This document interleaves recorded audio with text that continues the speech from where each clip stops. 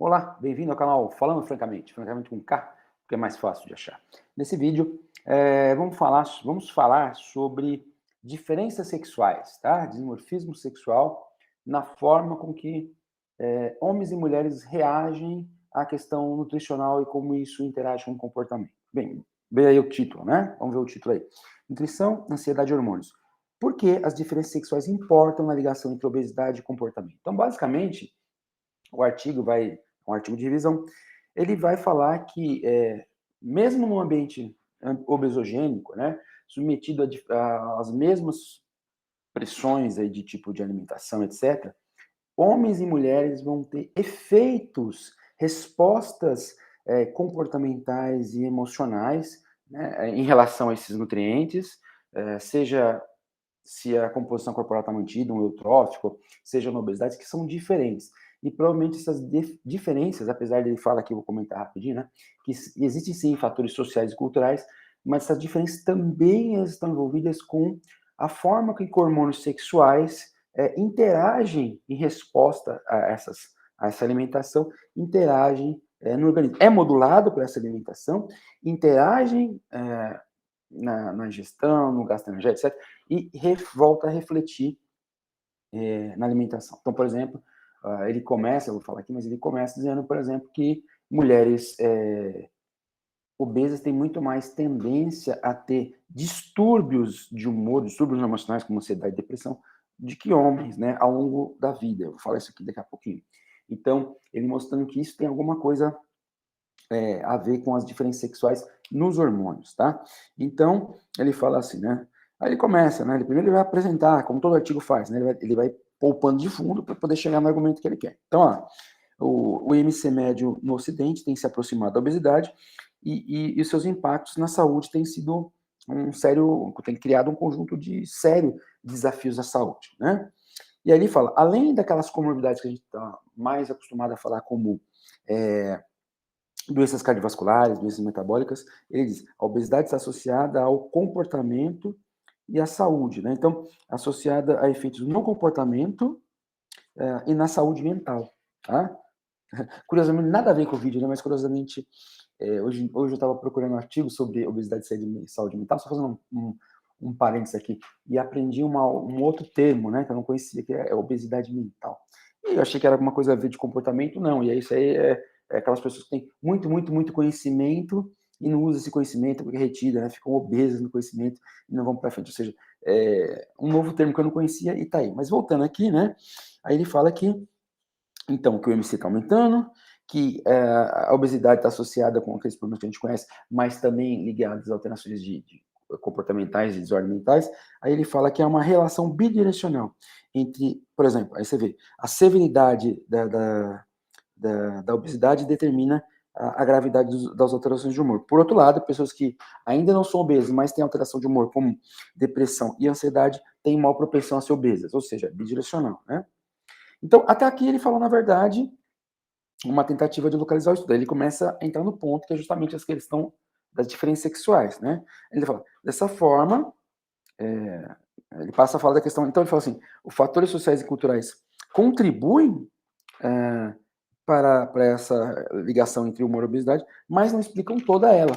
Tá? Então, primeiro quando ele fala, portanto, quando ele fala de que o Ocidente está aumentando a obesidade, que a obesidade está relacionada a várias comunidades, inclusive problemas de saúde, que a relação é bidirecional, ele estava preparando um ponto de fundo. E agora ele começa a falar especificamente do fato que não dá para explicar só com cultura social, educação, essas influências, essa relação bidirecional, quer dizer, de eu ter um distúrbio de humor e ter mais tendência a ficar obeso, e que a gravidade da minha obesidade afeta a gravidade, a magnitude do meu distúrbio de humor. Então, que tem alguma coisa biológica aí, ou seja, genética, epigenética, né, ele vai falar. Então, fatores biológicos, que é a genética, a epigenética, fatores do desenvolvimento, né? Então, são fatores que merecem, né? Então, fator moderador disso tudo, então, quer dizer, o fator biológico está modelando essa relação bidirecional. E quem provavelmente está mediando isso, ele fala, é o sexo, né? Então, ele diz, é essencial estudar o estudo dos efeitos nutricionais no comportamento, tanto em homens quanto em mulheres, para que o tratamento da obesidade seja sexo específico. Ou seja, aqui, nessa revisão, esses autores já estão propondo que lá na frente, no momento que a gente passar a conhecer melhor, né, essa interação entre obesidade e fatores que explicam esse dimorfismo, né, essa diferença entre sexos, que a gente passe a comparar uma nutrição mais específica. Por exemplo, aqui ele fala de regiões, né? Por exemplo, aqui, ó, hipotálamo, hipófise, a amígdala, né? Então, lá no final tem o glossário, mas a hipocampo. Então, a amígdala, por exemplo, está ligada à resposta do medo, à resposta emocional, emoções, né? Ela dá uma característica, um peso e emoção. Então, a amígdala no homem, alguns estudos de neurociência mostram que ela é mais ativada, essa resposta emocional. Enquanto o hipocampo, mais memória, então a mulher tem uma memória, forma uma memória mais forte, que o homem lembra de mais coisas, né? Então, embora não tenha um grande dimorfismo estrutural no cérebro de homens e mulheres, possa ter algumas diferenças. Então, por exemplo, aqui ele mostra aqui, ó, o corpo caloso, né? O corpo caloso da mulher, segundo alguns estudos, tem mais conectividade. Então, por isso que eles acreditam que a mulher é multitarefas, né? Enquanto o homem é mais monotarefa. Aí, claro que você tem que dar uma explicação evolutiva. O homem tinha que prestar mais atenção numa coisa, predador, então, mas eu, particularmente, concordo com isso, né? Eu, quando estou dando. Na minha casa tem uma rampa, quando estou dando uma ré na rampa do carro, para sair com o carro, muitas vezes o rádio tá ligado me incomoda, eu baixo o rádio, né? Porque eu não consigo ficar pensando em duas coisas. E aí, e a mulher já faz essas coisas, dá risada disso, né? Então, aqui ele mostra uma figura, né, um sumário da relação entre obesidade, hormônios e desordens de humor. Então, aqui ele sugere, por exemplo, aqui nesse esqueminha, né, vamos começar por esse ponto, uma dieta rica em gordura, rica em açúcar, ela vai afetar o organismo, né, e o que ela vai fazer? Por exemplo, aqui ele sugere um estímulo no tecido adiposo, que vai aumentar o conteúdo energético, vai aumentar o tamanho desse tecido adiposo. É claro que ele vai liberar adipocinas, que não estão aqui, né, mas é claro que isso vai liberar adipocinas, respostas inflamatórias.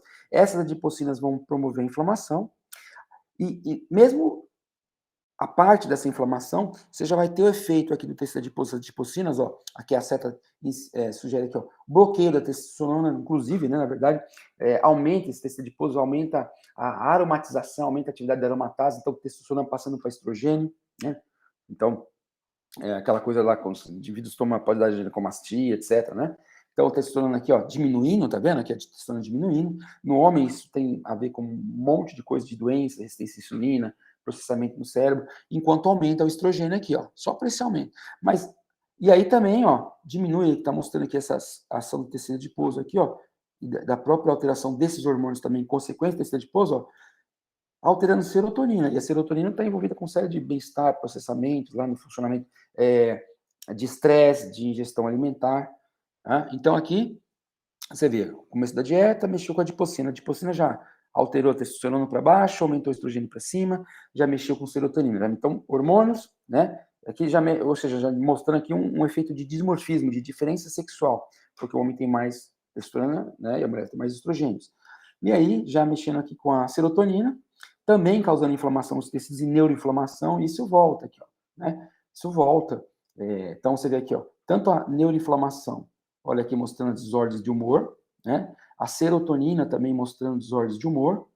E claro que esses efeitos hormonais aqui, como não pode deixar de ser, o título do trabalho mostra, né? Sugere isso. Esses hormônios aqui, ó, modulando a ação dessas diferentes regiões que conversam entre si, ou seja, a região da necessidade de controle da energia, de prazer, né?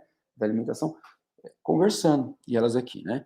E por outro lado, essas desordens do humor também vai e volta, né? Bidirecional com a serotonina. Ou seja, aqui, ao longo do trabalho, ele vai falar um pouco de cada uma dessas explicações, mas ele deixa claro, de novo, aquele papel de uma nutrição sexo específica, porque no mesmo, você pode reparar aqui, no mesmo ambiente obesogênico, né, homens e mulheres são afetados, mas eles vão ter respostas diferentes. Então, por isso que no começo do artigo ele está fundamentando, ele fala, olha, a mulher tem uma tendência a ter mais distúrbio de humor, por exemplo, né? Numa mesma situação no começo, ao longo da vida, e isso pode, ele fala até 2 vezes mais, né? E aí ele fala que, claro, que isso não é só social, né? Tem fator social, cultural? Tem, a gente pode discutir, mas ele fala, não é só. Então, aqui a ideia, olha, por exemplo, quem pode estar mediando essa coisa são esses hormônios aqui que têm tanto efeito, né? Eles são tanto modulados pela alimentação, como depois voltam e acabam modulando alimentação em termos de gestão, gasto energético, comportamentos de busca de alimento ou evitação de alimento, né? Isso vai representar comportamentos, tá? Então, por isso que ele fala para sugerir, né? Então, tendência, ele fala, tendência epidemiológica, ó, mulher, agora acabei de falar, ó, quase o dobro das taxas de ansiedade e depressão ao longo da vida em comparação ao homem, né? Mulheres com obesidade têm maior tendência de ficar deprimida e reportar sintomas de depressão, tá? Então, são dados que ele vai colocando aqui. Opa, nos 10 minutos já. Tem que acelerar aqui, né? Então, por isso que ele fala a importância, ó, historicamente, aí ele começa a falar umas coisas. Eu achei isso aqui interessante no artigo, para quem faz pesquisa, ou para quem. Isso a gente pegou várias vezes, né? Por exemplo, trabalhar com animal. Então, ele fala que historicamente existe um viés na pesquisa aí, que existiram menos pesquisas com animais, por exemplo, do sexo feminino, fêmeas, né? Do que machos, porque o pessoal. E a gente fazia isso mesmo no laboratório, que talvez. A gente evitava, às vezes, pegar fêmea, ou quando tinha que usar um modelo de fêmea, a gente controlava o ciclo menstrual, né? Porque achava que o ciclo menstrual criava variabilidade entre as medidas.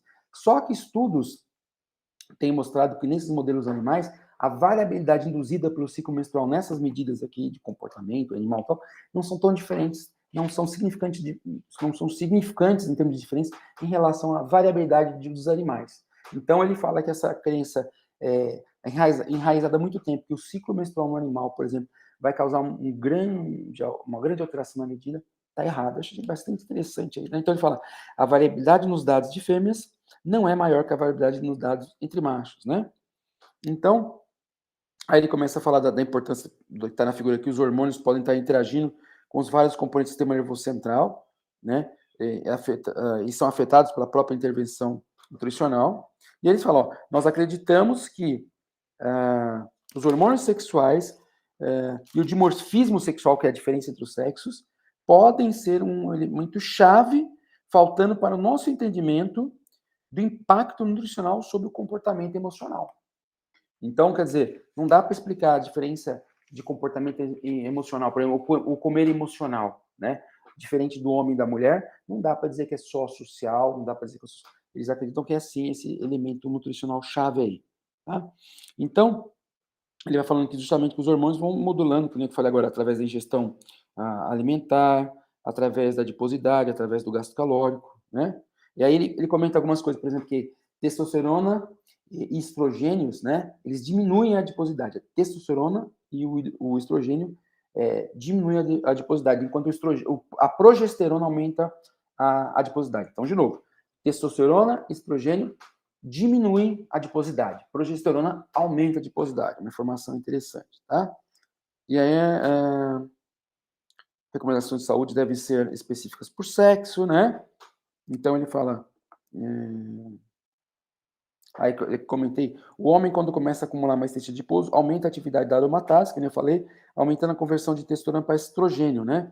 Resultando em depressão da quantidade de testosterona e, portanto, aumento de estrogênio. Então, isso aqui é bem do homem, né? Esse aumento de tecido adiposo no homem, esse impacto aqui, isso aqui é bem do homem. E claro que isso vai ter efeitos no comportamento do homem, né? No humor, na resistência à insulina, tudo mais. Tá? Então, aí você vê, ó, mudanças na produção de estrogênio podem levar a ondulações nas desordens do humor, como foi sugerido, né? Então eles veem, porque eles já repararam em animais, alteração, flutuações no humor, batendo com flutuação dos estrogênios em modelos de obesidade, tá? O que mais que eles vão falando aqui interessante?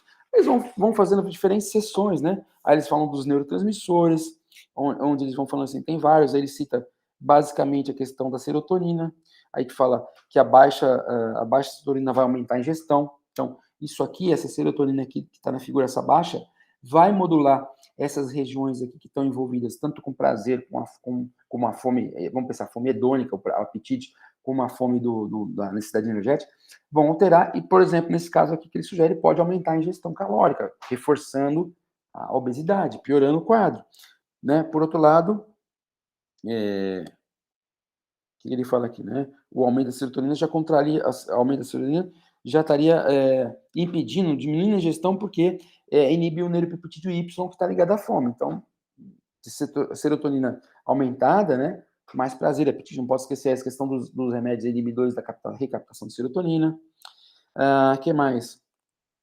Aí ele fala que diversos aspectos da arquitetura do sistema nervoso central são impactados pela nutrição, por isso que ele fala aqui dessa. Então, ele tem um ponto lá que ele discute o eixo hipotálamo-hipófise e as alterações que ele tem, tanto dos hormônios masculino e feminino, como de alguns tipos de dieta, carboidrato, lipídio. A mesma coisa para a amígdala, a mesma coisa para o hipocampo. Aqui, então, aqui você pode ver na figura, não precisa nem, né, indicar. Tá aqui, ó, a amígdala, o hipocampo, né, o eixo hipotálamo-hipófise, e aqui é o corpo caloso, que não se fala no artigo, mas aquela parte que conecta, né? Então, você tem a amígdala dos dois lados e tal, e corpo caloso conecta os dois hemisférios, né? E aí, por isso que eu brinquei, que não tem nada a ver com o trabalho aqui, esse trabalho, mas tem estudos que já mostram que o corpo caloso na mulher é como se, imagina que é duas metades, a informação no corpo caloso, a conectividade do corpo caloso permite que as informações sejam trocadas com mais eficiência entre os hemisférios direito e esquerdo, enquanto o homem, a informação muitas vezes parece que ela é mais interhemisférica, fica circulando dentro de cada um dos hemisférios,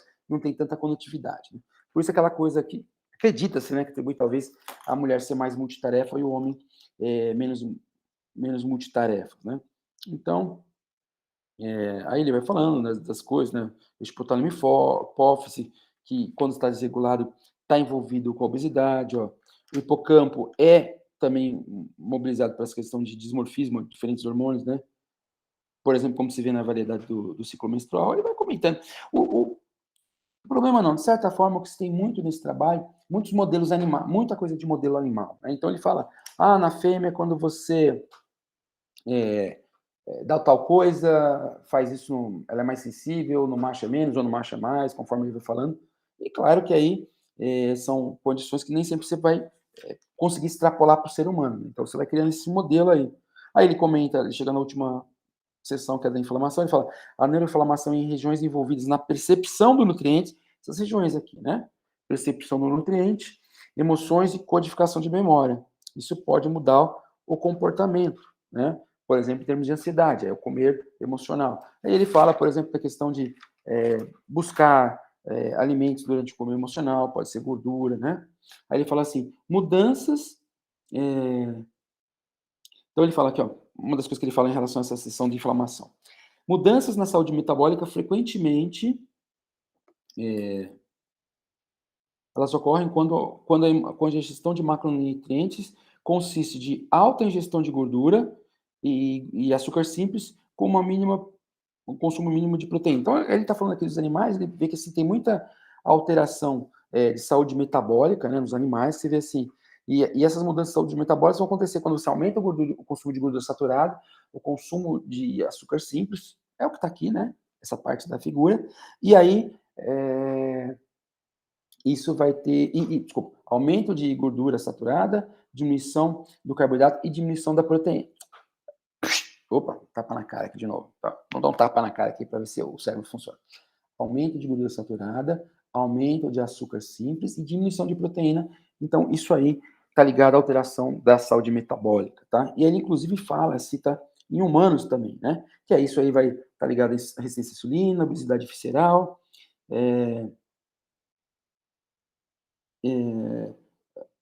que como aparece no diabetes tipo 2, né? E aí ele fala, por exemplo, que isso se observa em humanos também, esse efeito, né? Que, por exemplo, fatores de risco metabólico como a concentração de glicose, hipertensão e colesterol estão associados a sintomas de ansiedade e depressão, né? Então, a ideia do trabalho é sempre estar associando o quê? O aspecto emocional como a depressão, mudança de humor como a depressão e a ansiedade, com ingestão e hormônios. E aí, agora, quando ele fala de neuroinflamação, ele está dizendo especificamente que o ambiente aí metabólico mudou, foi a parte da insulina, a parte da glicose, a parte, por exemplo, desse consumo aqui, que estava falando, e da baixo consumo de proteína, cita um ponto, né? Então, essas mudanças na saúde metabólica demonstram mudanças comportamentais. Ele cita, por exemplo, que os da metformina, né, um medicamento usado para antidiabético, né, usado para tratamento aí do diabetes e tal, tem estudo mostrando que ele tem um potencial de diminuir a incidência de depressão em mulheres com síndrome do ovário policístico, que está amplamente relacionado com essa coisa do ganho de peso, da resistência à insulina. Então, ele fala que a metmorfina, por exemplo, previne a ocorrência de sintomas sintomas depressivos nas mulheres com síndrome de ovário policístico, que nem falei agora, né?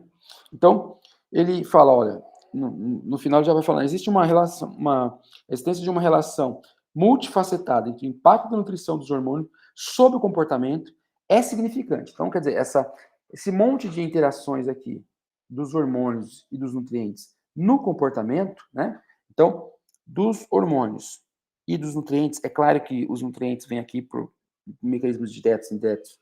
Diretos, né? Diretos e indiretos afetam os hormônios, por sua vez, ao serem modificados, que vão influenciar a própria ingestão, né? E tudo isso também vai afetar o comportamento. Então, essa relação da nutrição alterada, do efeito disso nos hormônios, é significante em relação ao comportamento, né?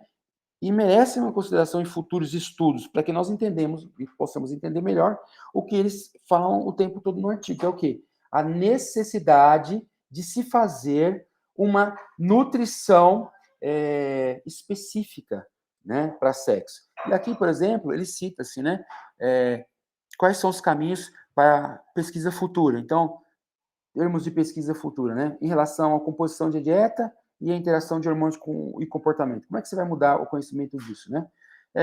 Determinar orientações específicas para o estágio de vida, idade e sexo. Então, estudar modelos de roedores, né?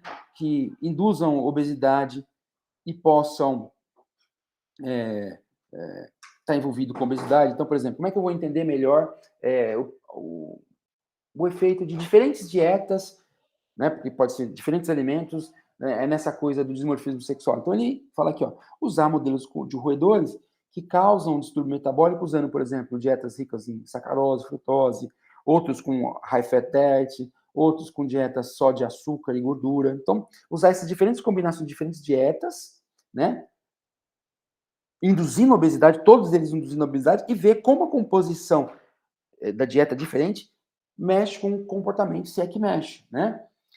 Podem ser feitos, né? Então, outros tipos de efeito, outro tipo de fator que tem que ter nesses estudos futuros, controlar as mudanças de status hormonal e através do ciclo menstrual. Isso pode ser feito, por exemplo, ao longo de estudos de coorte, acompanhamento da vida, né? Que vão examinar não só as mudanças hormonais, como comportamentais também, e aí considerando como fatores ritmos circadianos, né? Variações sazonais, isso em roedores. Estudos que você possa fazer em roedores como extração de glândulas, né? Gonadectomia, então fazendo essa gestão. Administração exógena de testosterona, o uso de contraceptivos, porque quando você aplica testosterona e usa contraceptivos, você está mexendo com os hormônios que provavelmente estão modulando essa interação entre dieta e comportamento. Vocês devem ter visto o barulho aqui. Aqui em casa é essa brincadeira. Você está gravando um vídeo, passa moleque, pega lata. Enfim, né? Terrível, né? Mais sugestões que eles têm aqui, né? Como é que eu posso também ver respostas de dimorfismo específico? Que tipo disso? Né? Como é que eu faço um estudo de intervenção dietética para ver especificamente essa questão de dimorfismo sexual? Então, por exemplo, tirar a gona, que nem eu tinha falado, e aí você vai lá e administra, né? Administra o hormônio que a gente está falando. A testosterona, o estrogênio, ou dá o contraceptivo, que tem os estrogênios, né? Verificar o controle da fase do ciclo menstrual, bloquear receptores de esteroide, né? Usar amostras com diferentes níveis, né? Aplicar no animal uma amostra com diferentes níveis de hormônios sexuais para ver que isso altera na ingestão e no funcionamento do cérebro, né? Nos estudos com humanos, por exemplo, prestar atenção naqueles que estão usando contraceptivos, enfim, né? Aqui ele está dizendo como você pode melhorar o entendimento desse tema da nutrição, do comportamento e especificamente as respostas sexuais, respostas diferentes entre homens e mulheres, ou seja, o dimorfismo, né, entre os dois. Então aí, ou seja, ele dá 3 tipos de coisas e várias, né, 3 tipos de tudo. Estudos sobre composição de dieta e interação de hormônios de comportamento, aí que ele dá essas possíveis recomendações para esses estudos. Estudos onde você vai controlar o status hormonal e o ciclo ovariano, né, reprodutivo, ele dá algumas recomendações. Estudos de intervenção nutricional, onde você vai especificamente avaliar essa questão do dismorfismo, da diferença sexual. Ele dá essas recomendações aqui, né, para humanos e para animais. Aqui, na verdade, é animais, ó, animais. e aqui ele separa humanos, né? E aí, outro tipo de estudo desse mesmo campo, né, para a gente verificar, por exemplo, a questão da saúde metabólica, perda de peso, né, com ou sem a intervenção nutricional, ele dá outros tipos de dica que você pode fazer. Ou seja, aqui, na verdade, ele está dando sugestões para pesquisadores, né, para pessoas dessa área de pesquisa, e para melhorar os estudos e limpar esse meio de campo para que a gente possa ter, então, mais informações mais claras sobre como a nutrição afeta os hormônios e é afetada pelos hormônios e como isso afeta esse comportamento, né, essa flutuação de humor. Por outro lado, a gente pode refletir nessa tabela também, que ela está dizendo para a gente que se tudo isso aqui ainda precisa ser feito, todas essas nossas informações que a gente discutiu, o que fica claro é assim, existe um dimorfismo, existe uma diferença nas respostas entre homens e mulheres nesse contexto. Mas a aplicabilidade prática disso, ao ponto de chegar no que eles querem, que é fazer uma dieta específica, além de individualizada, também específica por sexo masculino ou feminino, ainda está longe, porque tudo isso aqui precisa ser melhorado. Tá? Uma outra dica que eu acho que é legal desse trabalho é que ele tem um glossáriozinho no final. É bem interessante, né? Não vou ler, claro, mas ele tem um glossário aí no final, onde, por exemplo, para gente quem não está muito acostumado com neuro, né? Porque ele fala, olha, na amígdala a testosterona faz isso, no hipocampo o estrogênio faz aquilo. E aí você fica, só aí você já dá uma travada, né? Aí você fala, amígdala, hipocampo, córtex cingulado, pré-frontal. E é legal porque aí ele vai dizendo aqui no artigo, ele deixa ali um glossário, onde ele fala, por exemplo, as funções neuroanatômicas aqui, né? Uma questão neurofuncional, é a amígdala. Então, o que ela faz? Ela faz parte do sistema límbico, ela tem resposta emocional de medo, aí androgênio, córtex cingulado anterior, dieta de cafeteria, né? Aqui aquele Maze, né? Aquele teste lá, né? Maze elevado, que tem os braços abertos, que o ratinho, se ele ficar no braço coberto, ele está protegido, e ele tem que estar menos ansioso para explorar o ambiente, né? E é legal que ela fala do hipocampo, né? Fala aqui do córtex pré-frontal medial, né? Fala do hipotálamo. Então, é interessante porque, se você ler o artigo com calma, ele já dá uma... Então, você vê o artigo, ele fala sobre essa relação nutrição, hormônios, diferenças sexuais, tem aquela imagem bacaninha, e ele ainda dá um glossário, né?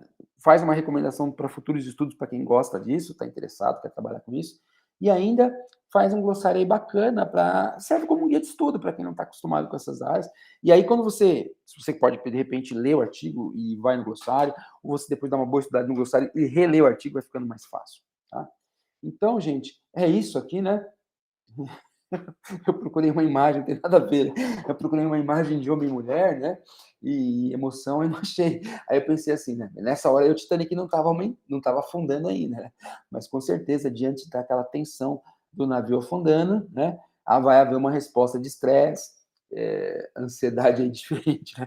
Embora, pelo que eu lembro do filme, a partir do momento que o navio começa a afundar, nenhum dos dois foi procurar comida, né? Mas com certeza teve aí uma resposta diferente na amígdala, uma resposta diferente no hipocampo, uma resposta diferente no hipotálamo, né? E é isso, gente. Então, mais um estudo aí, a gente no caso nesse, né, não sai com nenhum resultado prático, né, no sentido de uma recomendação específica como os próprios autores querem e tal, mas a gente sempre sai com aprendizado, sempre uma linha a mais que a gente aprende já é um crescimento, tá? E entender que na biologia tem sim diferença entre homens e mulheres, né? Ao menos nessa parte aqui que a gente está falando. Eu não estou discutindo nada social, direito, claro que isso não tem, mas nessa parte biológica, como o organismo responde, tá? Porque isso é importante, porque amanhã depois vai ter, talvez, um monte de implicações práticas na diferença com a qual mulheres e homens respondem, por exemplo, a uma adesão à dieta, a uma resposta de emagrecimento, a uma compensação comendo mais quando tem uma dieta restritiva, pode estar ligado não apenas às questões sociais e culturais, mas a essa coisa do dimorfismo sexual, que é justamente essa diferença entre os dois membros da espécie, né, no caso masculino e feminino. Então, ok, pessoal? grande abraço aí, a gente tá junto no canal. Deixe seu like, chame o seu amiguinho, pegue todos aqueles amiguinhos que vocês têm nas redes sociais, todos eles, tá? Você tem lá, tomara que você tenha 10 milhões de amiguinhos nas redes sociais e fala assim, gente, olha, tem um canal que é bem bacana, vão lá para aquele canal, pede para esses amigos todos se inscreverem no meu canal, tá ok? Um grande abraço, até mais, tchau.